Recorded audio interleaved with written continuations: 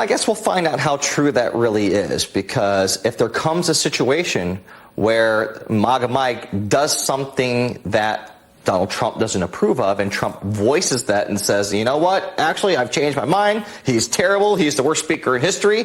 Does that mean that this cycle that we just lived through starts all over again? I mean, we have seen time and again, anybody who is aligned with Donald Trump, at some point, it seems like you're going to end up on the opposite side of him. And if you don't believe me, just go ask anyone who has been his lawyer, who is now in the position where they are testifying against him.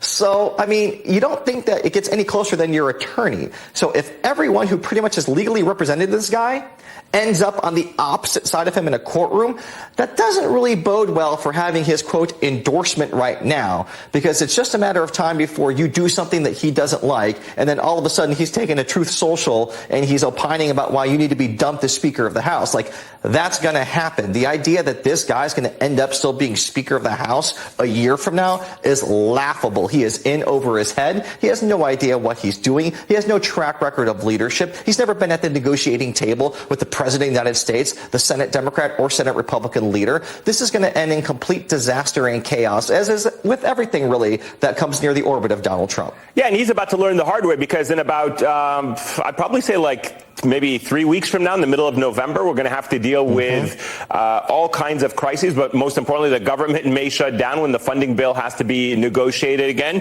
And we're going to find ourselves in the same exact part. So I guess, Kurt, my question to you is, have we, or not we, but have the Republicans solved anything by the election of this MAGA extremist other than just kick the can down the road for 3 weeks? No, they've actually boxed themselves in, because here's the reality.